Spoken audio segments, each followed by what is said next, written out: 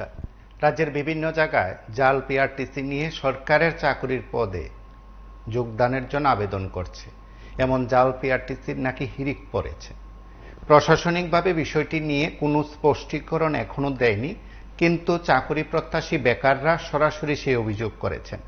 এবং আপনারা প্রত্যেকে জানেন যে আগরতলা এসএসসি জিডিতে যারা আবেদন করেছেন তারা সংবাদ মাধ্যমের মুখোমুখি হয়ে বলেছেন যে রাজ্যের কোটায় তারা আবেদন করছেন বহিরাজ্যের বেকাররা, এবং তারা ভুয়ো পিআরটিসি নাকি বের করে নিচ্ছেন এবং তার ভিত্তিতে নাকি আবেদন করছেন। এখন প্রশ্ন হলো, এসএসসি জিডির যে বক্তব্য সেটা সদর মহকুমা পুলিশ আধিকারিক, সংশ্লিষ্ট থানা পুলিশ তাদের সামনেই সেই অভিযোগ করা হয়েছে। এখন প্রশ্ন হলো, সেই অভিযোগের ভিত্তিতে প্রশাসন কি তদন্ত করে দেখছে বা দেখবে?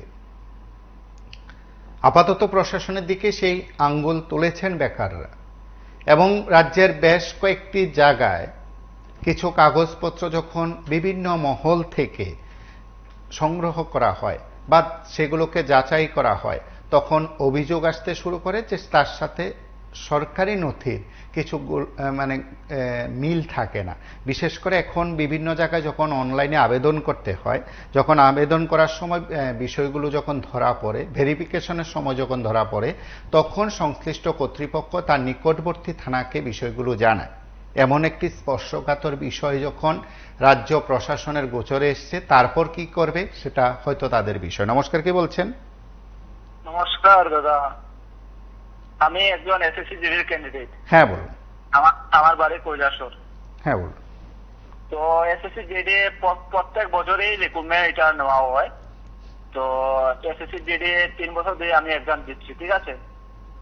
প্রত্যেক বছরই 1-2 মার্কের জন্য আমাদের ত্রিপুরা অনেক স্টুডেন্ট হয় না, কাট অফ মার্কে হয় না। তো কেন হচ্ছে না?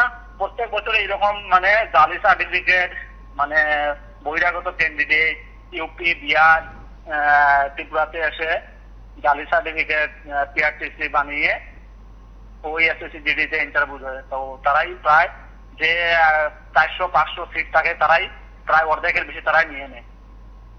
তো বিগত কয়েকদিন ধরে দেখছি ত্রিপুরাতে অনেক বিহারি ক্যান্ডিডেট, যেমন ফুচকাওয়ালা, ফুচকা বেচতে এসে ফুচকা বেচে বা কোনো কাজের সন্ধানে আসে, এখানে এসে ভাবে বাড়িঘর বানিয়ে বা কোনো পাড়াটি হিসাবে জালি সার্টিফিকেট তৈরি করে নেয় 1 লাখ 2 লাখ টাকা বিনিময়ে। তো এসডিএম অফিসে সবাই দুষছে, এসডিএম কে দুষছে এরকম। আমার জানা মতে এসডিএম এরকম করবে না। যারা এই পিআরটিসি বানাচ্ছে, যারা ডকুমেন্ট ভেরিফিকেশন করছে, তারাই এরকম জালি সার্টিফিকেটটা তারাই দিচ্ছে। আমার যে সন্দেহ হচ্ছে, কেননা পিআরটিসি একটা বানাতে রেশন কার্ড লাগে, আধার কার্ড লাগে, এভরিথিং তোমার এভরিথিং ত্রিপুরা ডকুমেন্ট লাগে। এরকম হচ্ছে কোনো বোঝা যাচ্ছে। তো একটাই কথা, এত বহিরাগত ক্যান্ডিডেট ত্রিপুরাতে কোথা থেকে আসছে আর কোথায় প্রশাসন কোথায় আছে এটাই বুঝতে পারছি না। তো এইটাই একটাই কথা, সিবিআই তদন্ত হোক। আর এসএসসি জিডি প্রত্যেক বছর, গেছে বছরেই প্রায় 90-95টা, প্রায় ইউআরএস সিট ছিল 241টা, প্রায় 105টা প্রায় ক্যান্ডিডেট ইউপি বিহার স্টুডেন্টদের নিয়ে নিয়ে। তো এবারে সেম কন্ডিশন, এবারে 209টা ইউআরএস সিট আছে। টোটাল 600 সিটটার মধ্যেই বেশিরভাগ বাইরের স্টুডেন্ট ইউআরএস সিটটি নিয়ে নিচ্ছে। তো এটাই সিবিআই তদন্ত হোক বা কোনো একটা প্রশাসনের উদ্দেশ্যে বলছি, কোনো একটা তদন্ত হোক, এটাই চাই। প্রত্যেক বছরেই কাট অফ, গেছে বছর ফাইনাল কাট অফ গিয়েছিল 65, এবার ফিজিক্যাল কাট অফ গিয়েছে, আমরা তো এক্সাম দিয়ে দিয়েছি, ফিজিক্যাল কাট অফ গিয়েছে 72 ইউআরএস। এত হাই কাট অফ, গেছে বছর ফিজিক্যাল কাট অফ গিয়েছিল 48, 48, এবার ফিজিক্যাল কাট অফ গেছে 72 ইউআরএ বর্ডার ডিস্ট্রিক্ট। এত হাই কাট অফ, এত বিহারি স্টুডেন্ট, এত ইউপি রাজস্থানের স্টুডেন্ট ত্রিপুরাতে কাজের সন্ধানে এসে পিআরটিসি বানিয়ে নিচ্ছে, 1 লাখ 2 লাখ টাকা বিনিময়ে সার্টিফিকেট বানিয়ে নিচ্ছে। ত্রিপুরার বেকারদের কি অবস্থা? ত্রিপুরা পুলিশ হোক, ফায়ার সার্ভিস হোক, 2 বছর 3 বছর রিক্রুটমেন্ট হচ্ছে, ত্রিপুরা কোনো কিছু হচ্ছে না। এটাই চাই প্রশাসনের উদ্দেশ্যে, এসএসসি জিডি অত্যন্ত করে এসএসসি জিডি সুস্থ তদন্ত হোক আর সিবিআই তদন্ত হোক, এটাই চাই। ধন্যবাদ, থ্যাংক ইউ। নমস্কার, কে বলছেন? হ্যালো, নমস্কার, কে বলছেন? আমরা যখন গতকাল এই বিষয়গুলো তুলে ধরেছি, আপনাদের প্রায় প্রত্যেকের কাছে বিষয়গুলো পরিষ্কার, তাদের কথাগুলো আমাদের টিভির পর্দায় ছিল, পুলিশের আধিকারিকদের সামনে এসে অভিযোগ করা হয়। নমস্কার, কে বলছেন? নমস্কার স্যার, আমি এলসিজিডি ক্যান্ডিডেট বলছি ত্রিপুরা থেকে। হ্যাঁ বলুন। তো স্যার, আমরা সকলেই জানি যে বিগত বছরের নেই এবারও অনেক বাইরের ক্যান্ডিডেট জাল সার্টিফিকেট বানিয়ে এসেছে ত্রিপুরাতে ইন্টারভিউ দেওয়ার জন্য। তো আমরা মানে সরকারের কাছে একটাই প্রশ্ন যে এসব কেন হচ্ছে আমাদের সঙ্গে? আমরা কি মানে চাকরির যোগ্য না নাকি? মানে আমরা তো আগেও বলেছিলাম সরকারকে যে এসব হচ্ছে, আর অনেক ক্যান্ডিডেটই ধরা পড়েছে, গত বছরও ধরা পড়েছে, আর এবারও আমাদেরই ধরতে হবে, কারণ ওরা তো কখন আসে কখন চলে যায় কেউ বলতে পারে না, আমাদেরই ধরতে হবে। আবার গত বছর দেখা গেছে কি যে গত বছর একটা রিপোর্ট প্রকাশ হয়েছিল, এটা আমি বলতে চাই যে গত বছর 3 অক্টোবর 2022 একটা রিপোর্ট প্রকাশিত হয়েছিল।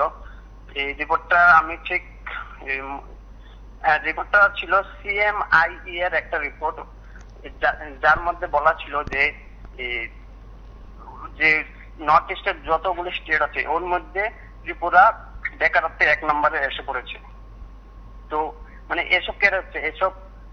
এভাবে যদি জাল সার্টিফিকেট বানিয়ে দেওয়া হয় তাহলে তো ত্রিপুরা একদম দেশের মধ্যে 1 নম্বর বেকারত্বে এসে পড়বে। তো আমাদের একটাই প্রশ্ন যে প্রশাসন এগুলোর দিকে নজর দিক, আর ফিজিক্যালের সময় যাতে ত্রিপুরা সরকার, ত্রিপুরা মাননীয় সেই মুখ্যমন্ত্রী আমাদের সহায়তা করুক, প্রশাসনও আমাদের সহায় হোক। ধন্যবাদ স্যার, এটাই আমার বক্তব্য।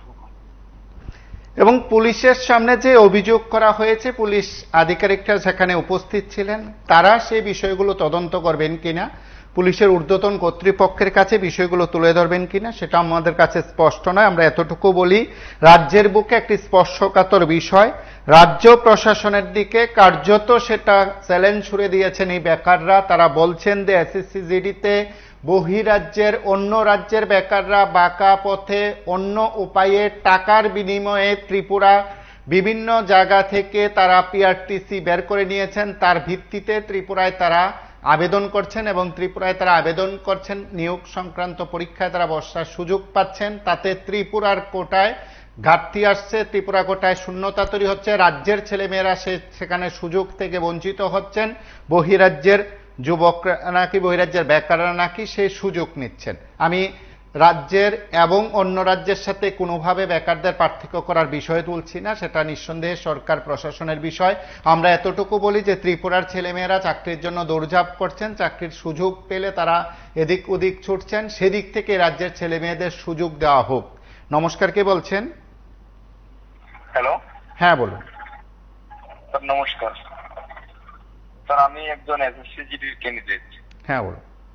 স্যার বিগত দিনে যে SSCGD যে রিক্রুটমেন্ট চলছে ওটার মধ্যে অনেক বহিরাগতরা আসছে, ঠিক আছে, আসার পরে ওরা ভ্যাকেন্সি গুলো খাচ্ছে, ঠিক আছে, ভ্যাকেন্সি গুলো তো নিয়ে যাচ্ছে ওরা, পরবর্তীকালে যখনকার ওদের ট্রেনিং শুরু হয়, ট্রেনিং শেষের পথে ওদেরকে বের করে দেওয়া হচ্ছে। তার মধ্যে আমাদের ত্রিপুরার যে ভ্যাকেন্সি দিতে চলে যাচ্ছে, এগুলো আর ফিরে আসছে না। তার জন্য আজকের দিনে আমি খবর পেয়েছি, মানে আজকের দিনে আমাদের 82টা গত বছর যে রিক্রুটমেন্ট ছিল ওটার মধ্যে 82টা BSF এর ভ্যাকেন্সি ছিল, এদের মধ্যে 17 জনকে বের করে দেওয়া হয়েছে ত্রিপুরার ভ্যাকেন্সি। আমাদের যে ভ্যাকেন্সি গুলো আমাদের ছিল, কিন্তু ওইটা বহিরাগতরা মানে PRTC বার করে ত্রিপুরা থেকে তারা নিয়ে যাচ্ছে, কিন্তু ওদেরকে বের করে যাচ্ছে ট্রেনিং শেষের পথে তাদেরকে বের করে দেওয়া হচ্ছে। আমার প্রশ্ন এই বছর যাতে এইভাবে না হয়, তার জন্য প্রশাসনের কাছে আমাদের অনুরোধ যে যেন তারা ভালোভাবে দেখে বিষয়টা। আর একটা কথা হলো, বহিরাগতরা তো আসছে, এটা তো আমাদের দেখার বিষয়, মানে দেখা যাচ্ছে। আর আমাদের ত্রিপুরা রাজ্যের কিছু ক্যান্ডিডেট আছে তাদের বয়স শেষ হয়ে গেছে, কিন্তু তারাও এইভাবে করছে, তারাও এইভাবে আমাদের মতো বেকারদের ভ্যাকেন্সি গুলো খাচ্ছে, তাদেরকেও বের করা দেওয়া হচ্ছে।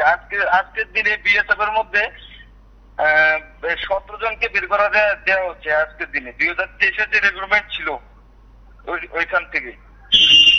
বিষয় হচ্ছে এবারে যাতে এরকম না হয়, প্রশাসনের কাছে একটা রিকোয়েস্ট যেন আমাদের এই বছর হাতে তারা যে আবেদন করা হয়, মানে দেখে তাদেরকে নির্ধারিত করে পুলিশের কাছে তুলে দেওয়া হয়। আমরা জানি যে বেশ কয়েকটি চাকরির বিজ্ঞপ্তি জারির পর তখন পিআরটিসি বাধ্যতামূলক করা হয়েছিল। সেদিক থেকে বলা যেতে পারে রাজ্যে যদি পিআরটিসির সেভাবে চাল পিআরটিসি বের হয়, প্রশাসনিক স্তরের কেউ না কেউ সেটা তার সঙ্গে জড়িত থাকতে পারেন।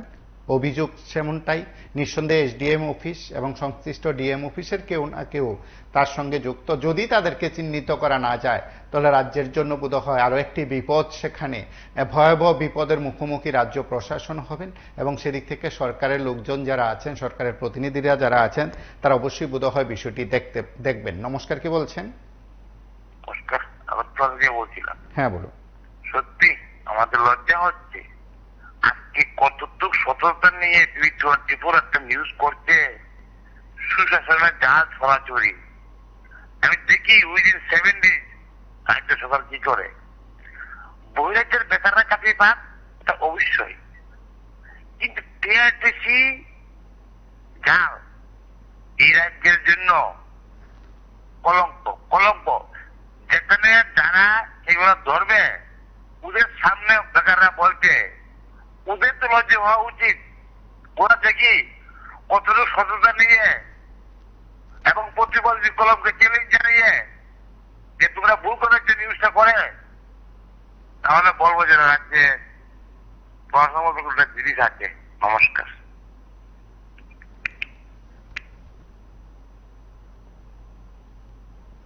নমস্কার, কে বলছেন?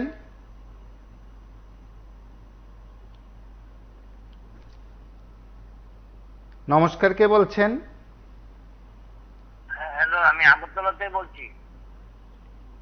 দেখুন, শাসক, আমলা এবং দালাল চক্র যদি একসঙ্গে হয়ে যায়, তাহলে এই তিনটা জিনিস যদি মালাতে গাঁথানো যায়, তাহলে এরকম পিআরটিসি বেরোবেই এবং বহিরাজ্যে তারা মানে চাকরি পাবে, তাদের চাকরি দেওয়া হবে, তাদের একটা দালাল চক্র এই কাজটা করে।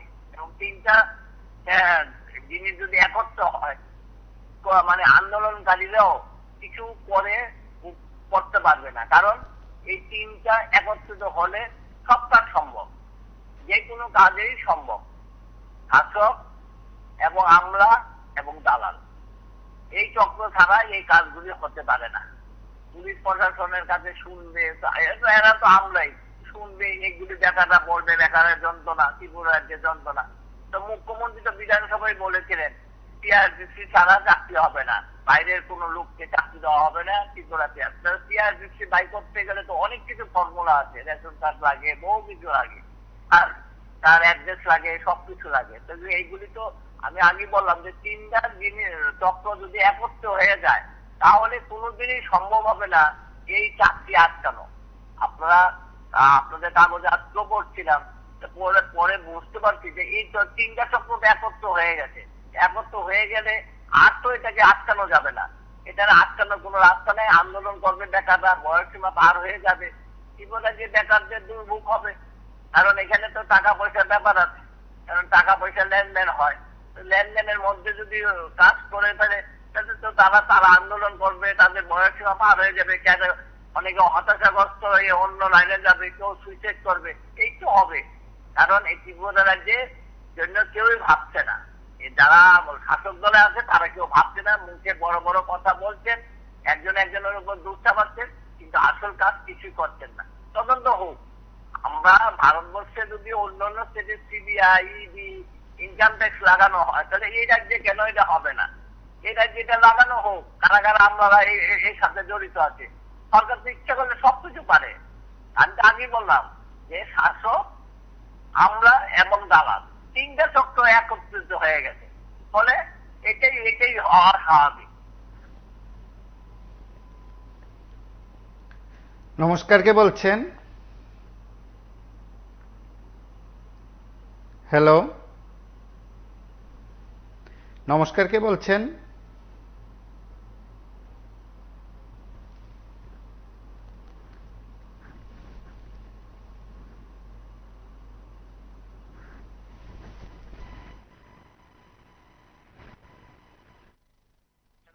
হ্যাঁ, বলুন। আমি আমি আগরতলা থেকে বলছি, এসএসসি জিডি ক্যান্ডিডেট একজন। হ্যাঁ, আমি স্যার বলতে চাচ্ছি যে আগামী দিনে যেটা হতে চলছে ত্রিপুরা রাজ্যের জন্য খুবই, এটা হলো আমি বলতে যাচ্ছি যেটা মেইন ঘটনা, আমরা মুখ্যমন্ত্রীর দৃষ্টি আকর্ষণ করতে যাচ্ছি এই জিনিসটা। কারণ উনি একমাত্র পারবেন যে এই জিনিসটাকে সুষ্ঠুভাবে বিচার করতে। একমাত্র গত দিনে আসাম গভর্নমেন্টে, আসামে এবং নর্থ ইস্টে অনেক জায়গার মধ্যে বহিরাগত ক্যান্ডিডেটরা এসে সিটগুলো নিচ্ছিল, কিন্তু এখন আসামের মধ্যে আসামের সরকার যে পদক্ষেপটা নিয়েছে তার জন্য আসামে আসতে পারছে না বহিরাগত ক্যান্ডিডেটরা।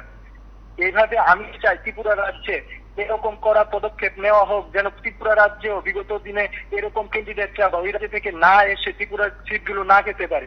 তার জন্য ত্রিপুরা সরকারের কাছে আমি দৃষ্টি আকর্ষণ করছি, ত্রিপুরা সরকার ডক্টর মানিক শাহ মহোদয় যেন এই জিনিসটা দেখে এটা সুষ্ঠু বিচার করেন। এই জিনিসটার জন্য আমি দাবি রাখছি। এখন আমরা এটা নিয়ে মুখ্যমন্ত্রীর কাছে একটা অ্যাপ্লিকেশন দিয়েছি যে উনি আমাদের সঙ্গে দেখা করুক। হ্যাঁ, কিন্তু আমরা এই অ্যাপ্লিকেশনটার অ্যাপ্রুভেল পাচ্ছি না। হ্যাঁ, আমরা চাই যে উনি আমাদের সঙ্গে, আমাদের এসএসসি ক্যান্ডিডেটরা যারা আছে তাদের সঙ্গে একদিন দেখা করুক এবং এই বিষয়টা টানে ভালো করে বুঝে এবং এই বিষয়টাকে নিয়ে একটা কড়া পদক্ষেপ নেয়। এটুকুই আমি বলতে চাই। নমস্কার, কে বলছেন? হ্যালো,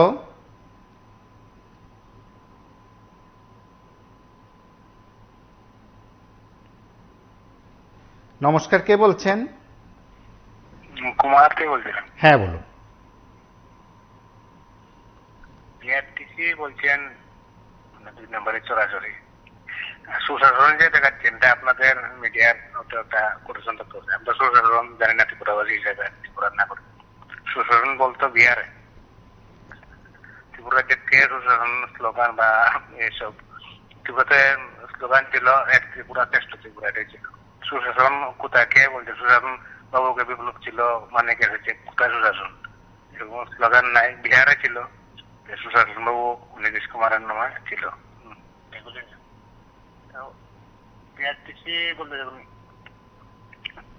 এগুলি তো আজকে থেকে নয়, অন্তত না হলে 15-20 বছর পূর্বে থেকে নেতৃত্ব চলে।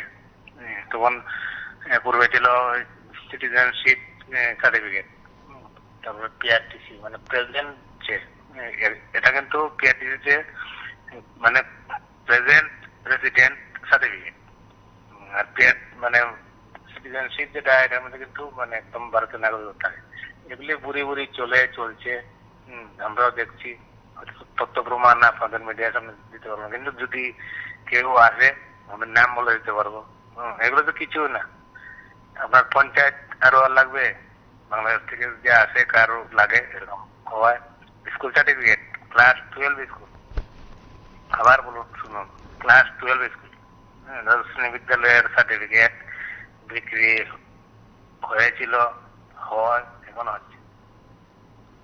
এইচএম এর যে মনে করুন 15-20 বছর আগে এইচএম ট্রান্সফার হয়ে গেছেন বা রিটায়ার্ড হয়ে গেছেন, ওনাদের যে বুক থাকে, সেই বুক গুলা থাকে ওনাদের কাছে, বিক্রি হয়, নাগরিক হয়ে যায়, বাংলাদেশ থেকে এসে এখানে লেখাপড়া করে।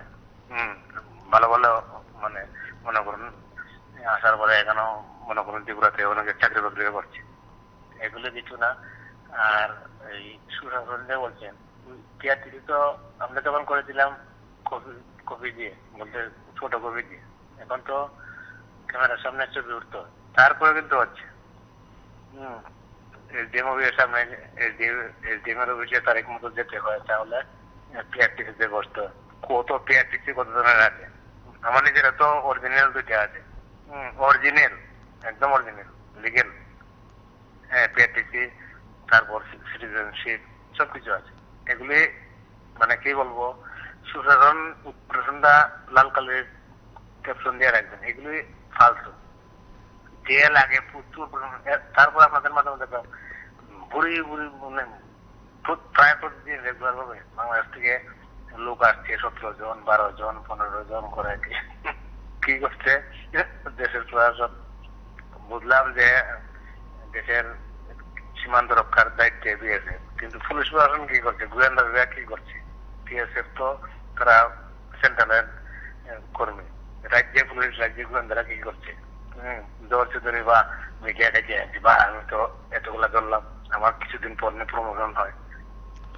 আমরা প্রায় প্রতিদিন যখন চারদিক থেকে কয়েকটি বিষয় আমরা দেখি, সাধারণত অনুপ্রবেশ বিষয়টি জানেন যে আজ খুব আলোচনার বিষয় ছিল, যেহেতু রাজ্যের একজন বিধায়ক কেন্দ্রীয় স্বরাষ্ট্রমন্ত্রীকে চিঠি দিয়েছেন, তারপর বিষয়টি আলোচনা হয়। আবার কেউ কেউ বলেন যে এই সময়ের মধ্যে এমন একটি স্পর্শকাতর বিষয়কে প্রশাসন যথেষ্ট গুরুত্ব দিয়ে দেখা দরকার। নমস্কার, কি বলছেন? হ্যালো, হ্যাঁ বলুন। স্যার দুলে বলছি। আমাদের ত্রিপুরাতে 2021 এতগুলো ভ্যাকেন্সি নষ্ট করলো, তো এবার 24-এ তো অনেক এমন বহিরাগত ভ্যাকেন্সি লোকেরা এসে এক্সাম দিয়েছে, পাস করেছে। এখন যদি পদক্ষেপটা না নেই তাহলে তো ওই সামনে আগস্টে আমাদের ফিজিক্যালটা স্টার্ট হবে। তারপরে তো ওরা ফিজিক্যাল দিয়ে লাস্টে যদি এমন হয় যে এক্সামের পাস করেছে, চাকরি পেয়েছে, তারপর বহিরাগতদের ওই চাকরি থেকে বাদ দিয়েছে, আমাদের ত্রিপুরার যে ছেলে মেয়েরা তারা যদি চাকরিগুলো না পায় তাহলে লাভ কি হবে? এসব পিআরটিসি বন্ধ করা হোক। নমস্কার, কে বলছেন?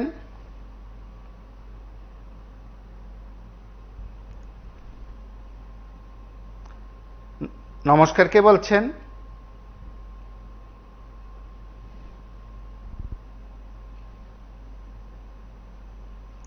নমস্কার, কে বলছেন?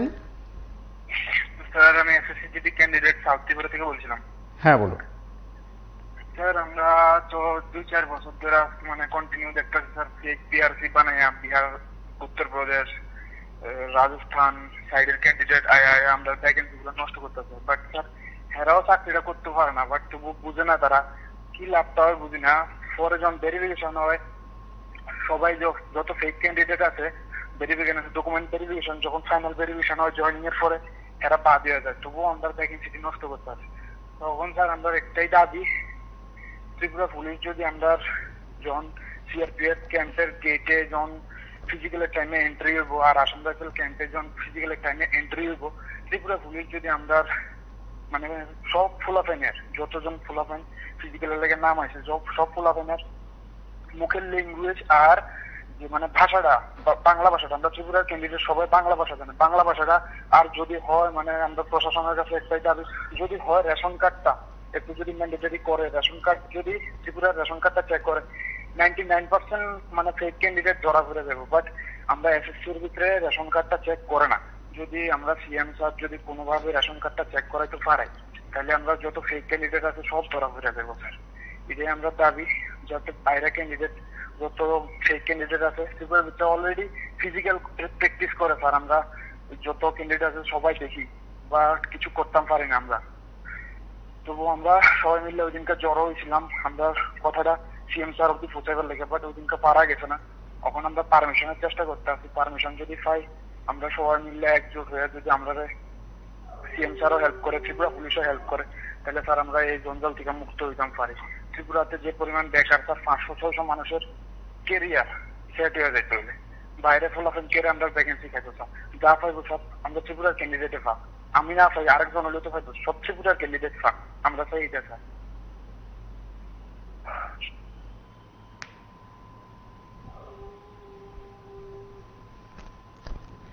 নমস্কার, কে বলছেন?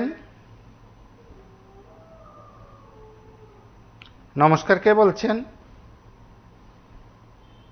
হ্যালো। হ্যালো স্যার, নমস্কার। হ্যাঁ বলুন। আমি চৈলাম থেকে বলছি। হ্যাঁ বলুন।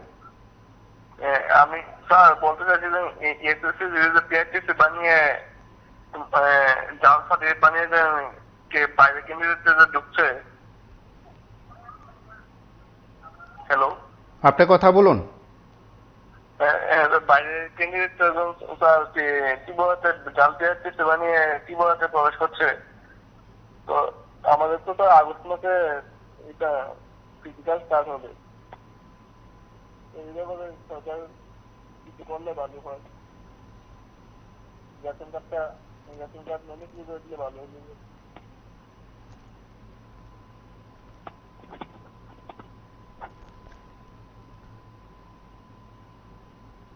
নমস্কার, কে বলছেন?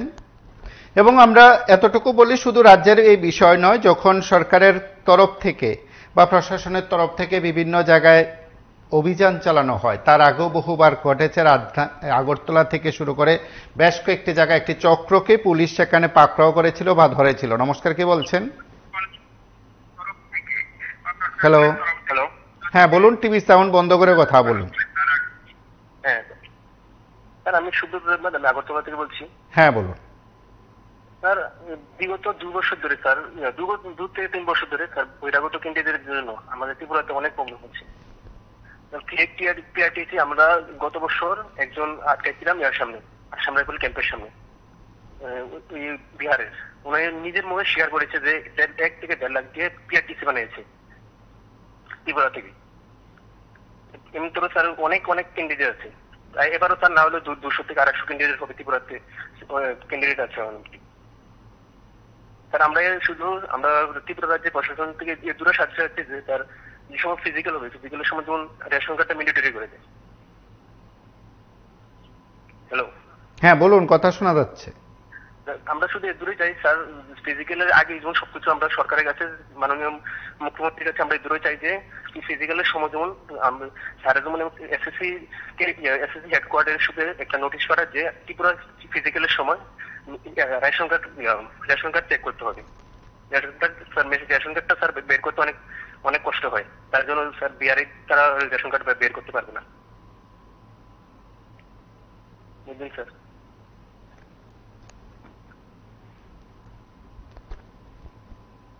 নমস্কার, কে বলছেন?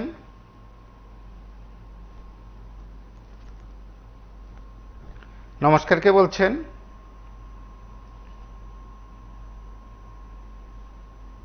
এবং এই বিষয়টি শুধু রাজ্যের বেকাররা সেখানে প্রশ্ন তুলেছেন তা নয়, বিভিন্ন সময় সেটা উদ্বেগ বাড়িয়ে দিয়েছে প্রশাসনিক স্তরের আধিকারিকদের মধ্যেও। রাজ্যের একাধিক জায়গায় যখন এই জাল সার্টিফিকেট চক্র মাথাচাড়া দিয়েছে, প্রশাসনিক কাজের ক্ষেত্রে প্রতিবন্ধকতা সৃষ্টি করছে এবং কোথাও তারা সরকারের সুযোগ নিচ্ছে, অবৈধভাবে প্রবেশ করে। এবং এদিক থেকে বলা যেতে পারে রাজ্যের প্রশাসনকে বোধহয় আরো বেশি কড়া মনোভাব নেওয়া খুব দরকার।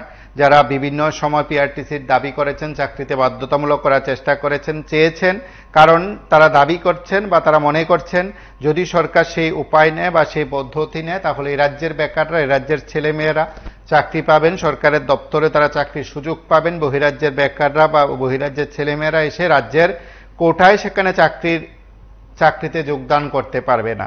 এবং আমরা প্রায়শই দেখেছি যে বিগত দিনে কয়েকটি চাকরির ক্ষেত্রে বহিরাজ্যের বেকার কিংবা চাকরি প্রত্যাশীরা সুযোগ নিয়েছিল, বিশেষ করে গ্রুপ ডি গ্রুপ সির চাকরির সময় এই বিষয়টি খুব চর্চিত ছিল। যদিও গ্রুপ ডির চাকরি এখনো দেওয়া হয়নি, গ্রুপ সিতে বেশ কয়েকজন চাকরি পেয়েছেন যারা এই রাজ্যের নাগরিক নয়। নমস্কার, কে বলছেন? হ্যালো স্যার, আমি আগরতলা থেকে বলছি। হ্যাঁ বলুন। বলছিলাম যে ত্রিপুরা রাজ্যে যে এরকম ভাবে পিআরটিসি দেওয়া হচ্ছে, এটা অবৈধ যে পিআরটিসি গুলো দেওয়া হচ্ছে, এটা নিয়ে সরকার কোনো পদক্ষেপ নিচ্ছেন না। গত দিনে আমরা দেখছি এই বহিরাগত ইউপি বিহার থেকে ক্যান্ডিডেটরা এসে ত্রিপুরার মধ্যে সিটগুলো নিয়ে চাকরি করছে। এই বিষয়টাকে কেন্দ্র করে আসাম গভর্নমেন্ট কি করেছেন, উনি কড়া পদক্ষেপ নিয়েছেন। আসামে কিন্তু ওই ক্যান্ডিডেটটা ঢুকতে পারে না, যেটা ত্রিপুরা রাজ্যে এখন আসছে। হ্যাঁ, এইভাবে আসাম গভর্নমেন্টের মতন ত্রিপুরা রাজ্যের গভর্নমেন্ট যদি এটাকে দেখে এবং কড়া পদক্ষেপ নেয়, আজকে ছাত্রছাত্রীরা এরকম পরিস্থিতির মধ্যে পড়ে না। ঠিক আছে, তাহলে এর জন্য ত্রিপুরা গভর্নমেন্টকে সচেতন হতে হবে। এবং আপনাদের মাধ্যমে আমি মাননীয় মুখ্যমন্ত্রীর কাছে বলতে চাই, উনি যেন বিষয়টাকে কেন্দ্র করে দেখে এবং কড়া পদক্ষেপ নেয় এবং রাজ্য ছাত্রছাত্রীদের ভবিষ্যতের জন্য তিনি একটা পদক্ষেপ নেন, যেটা ছাত্রছাত্রীরা সুষ্ঠুভাবে এগিয়ে যেতে পারে। এবার এভাবে তো বহিরাগতরা এসে আমাদের রাজ্যের সিটগুলি নিয়ে নেবে, এটা তো হয় না। এটা নিয়ে কিন্তু রাজ্য সরকারের ভাবনা চিন্তা করা দরকার।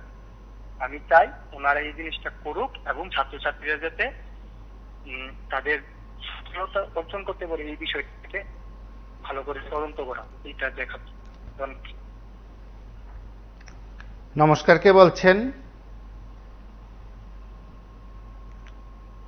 হ্যালো,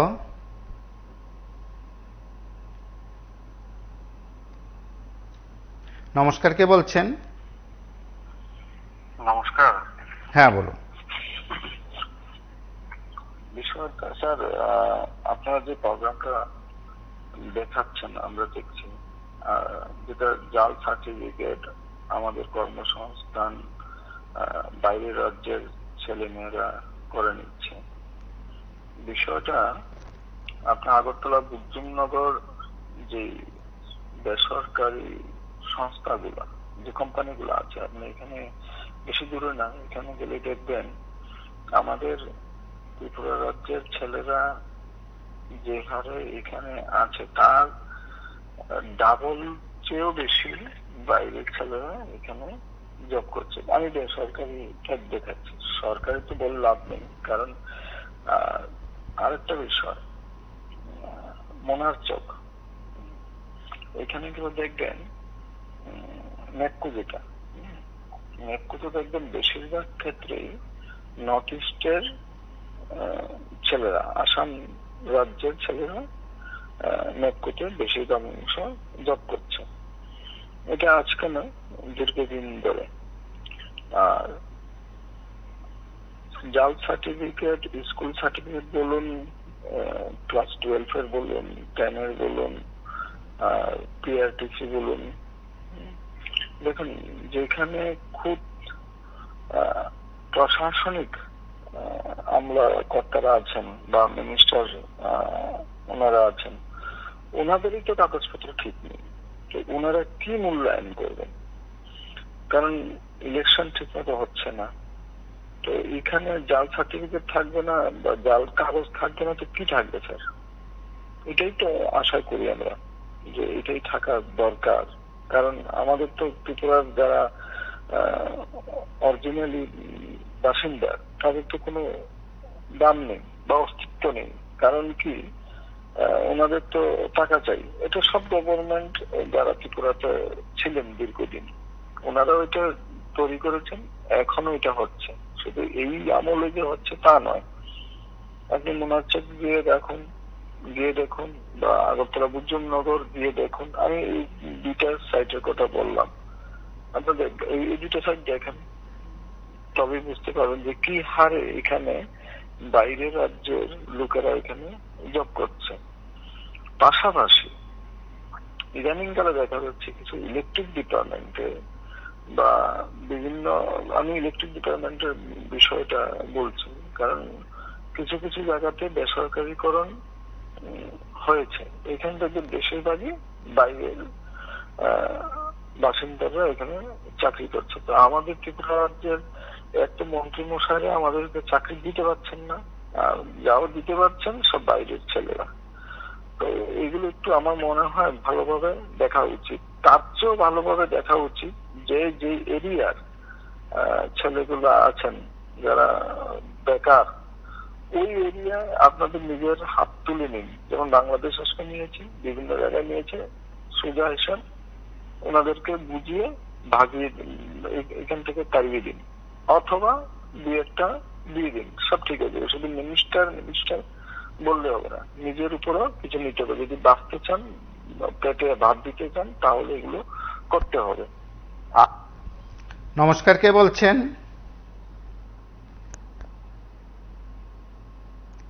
নমস্কার, কে বলছেন?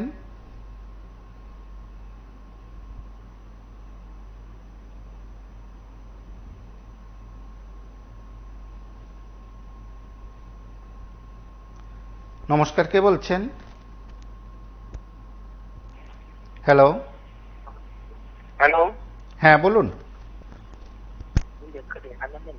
লাইভে আছেন, কথা হ্যাঁ বলুন। হ্যাঁ নমস্কার স্যার। হ্যাঁ বলুন স্যার, আমিও একজন মানে ক্যান্ডিডেট আর কি। হ্যাঁ বলুন। বলছিলাম যে এই তো মানে যে এবার যে প্রসেসিংটা মানে আমাদের যে ভ্যাকেন্সি গুলি এই বহিরাজ্য থেকে নেওয়া আছে এটার জন্য আর কি এইগুলি তো হলে তো চলবে না।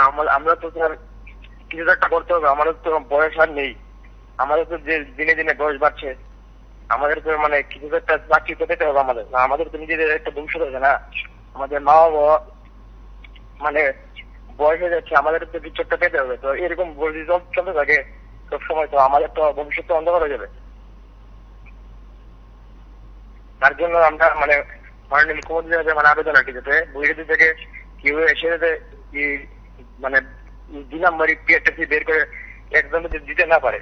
এরকম ভাবে তো আমাদের ভ্যাকেন্সি গুলি নিয়ে যাচ্ছে, একে তো আমাদের এখানে ভ্যাকেন্সি আসে কম।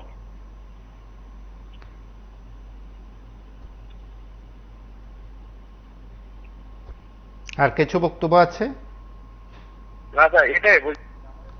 আমরা আশা করি বেকারদের এই বক্তব্য, চাকরি প্রত্যাশীদের এই বক্তব্য, রাজ্যের ছেলে মেয়েদের এই বক্তব্য প্রশাসনের কাছে পৌঁছে যাবে। প্রশাসনিক স্তরের যারা আধিকারিকরা আছেন, যারা এই বিষয়গুলো দেখার দায়িত্বে আছেন, নিঃসন্দেহে দেখবেন। নমস্কার, কি বলছেন? নমস্কার। হ্যাঁ বলুন। দক্ষিণ ত্রিপুরা থেকে বলছি। হ্যাঁ বলুন। সুশাসনের পিআরটিসি ছড়াছড়ি, সুশাসন আমি আর পরিষ্কার করে একটু বলছি, শুনুন। আগের আমলে দাদা পিআরটিসি হয়েছে নিয়ম কানুন মেনে পিআরটিসি গুলি ইস্যু হতো। একটা পিআরটিসি ইস্যু করতে গেলে একটা লোককে ত্রিপুরাতে স্থায়ীভাবে 10 বছর বসবাস করতে হবে, তার বাবার পুরানো কাগজপত্র দেখাতে হয়, তহসিলদার আর ইনকোয়ারি করে ডিসিএম ইনকোয়ারি করে তোর পিআরটিসি ইস্যু করা হয়। কিন্তু সুশাসনের সময় এমন অবস্থা সৃষ্টি করা হয়েছিল, প্রশাসনিকভাবে এমন চাপ দেওয়া হয়েছিল, কোনো কাগজপত্র ছাড়া সবাইকে বেপরোয়াভাবে পিআরটিসি ইস্যু করা হয়েছে, কিচ্ছু ছাড়া। দিতে হবে, নেতাদের বাধ্যবাধকতা এই সরকারের, যার কারণে এভাবে ভুয়া পিআরটিসি ইস্যু হয়েছে প্রচুর পরিমাণে, হাজার হাজার নজির আছে। এই হচ্ছে অবস্থা, আমি জানি, সেই জন্য কথাটা বলছি। নমস্কার। আমরা বিশ্বাস করি যে প্রশাসনিক স্তরে যারা আধিকারিকরা আছেন এই বিষয়গুলো খতিয়ে দেখবেন। শুধু অভিযোগ সেখানে উঠলো, অভিযোগ তোলা হলো, তারপর প্রশাসন বিষয়গুলো দেখলো না, সেটা নয়। একেবারে পুলিশের সামনে বেকারদের এই অভিযোগ তথ্য বেরিয়ে এসছে। নমস্কার, কি বলছেন? আমি নরসিংহ বলছি। হ্যাঁ বলুন।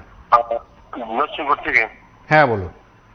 তো দাদা, যার পিআরটিসি সরাসরি সুশাসনে কিছু করার নেই দাদা, আজকে দিন সবকা সাথ সবকা বিশ্বাস। আমরা দাদা কালকে যে কমিয়ে এনেছি, তার জন্য আমাদের ভুগতে হবে, কিছু করার নেই।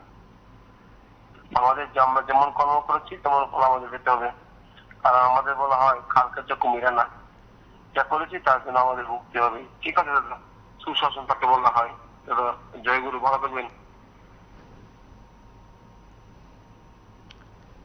নমস্কার, কে বলছেন? হ্যালো।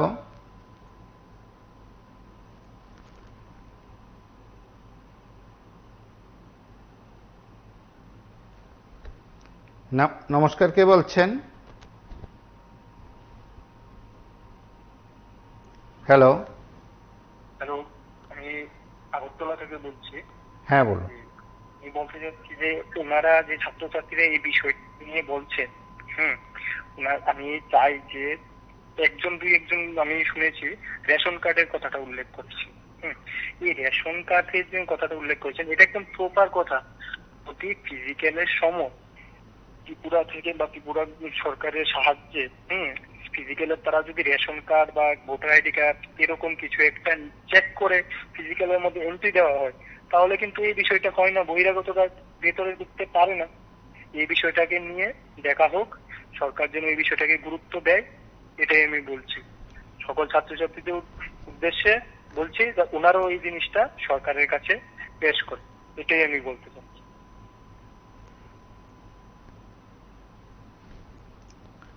নমস্কার, কে বলছেন? নমস্কার, কে বলছেন? টিভির সাউন্ড বন্ধ করে কথা বলুন। হ্যালো। হ্যাঁ বলুন। টিভির সাউন্ড বন্ধ করে কথা বলুন। আমি মেলাঘর থেকে বলছিলাম। হ্যাঁ বলুন। টিভির সাউন্ড বন্ধ করে কথা বলুন। ধন্যবাদ মিহির দাদা আপনাকে। সুশাসনের জাল পিআরটিসি ছড়াছড়ি, তো আজকের যে বিষয়টা আপনি তুলে ধরলেন আসলে রাজ্যবাসীর কাছে একটা চিন্তার বিষয়, আগামী প্রজন্মের জন্য এবং যারা চাকরি প্রত্যাশী তাদের জন্য। আমরা দেখলাম সংসদ ভবনে ফুটো, রাম মন্দিরে ফুটো, আমরা দেখলাম মানে যেখানে কাজ ভালো হওয়ার কথা ছিল সেখানে কাজ হচ্ছে না। যে স্বপ্ন আমরা মানে সরকারের কাছ থেকে আমরা স্বপ্নের কথা শুনি, নতুন বিকাশ ভারত, বিকশিত ভারতের কথা শুনি, সেখানে কিন্তু আসলে ফুটো হয়ে যাচ্ছে। তো সেক্ষেত্রে আমাদের রাজ্যেও বিআরটিসি যে জাল, এটা কেন হলো? নিশ্চয়ই আমাদের মধ্যে এখানে আমাদের রাজ্যে যে প্রশাসনিক ব্যবস্থাপনা রয়েছে, সরকারি যে এসডিএম অফিসগুলোতে, সেখানে হয়তো বা ফুটো রয়েছে, সেটা মানে বাবুকে বের করতে হবে। এই ফুটো যাতে সারাই করা হয়, এটাই বলার ছিল। টিভি24 কে ধন্যবাদ। নমস্কার, কে বলছেন? হ্যালো, নমস্কার, কে বলছেন?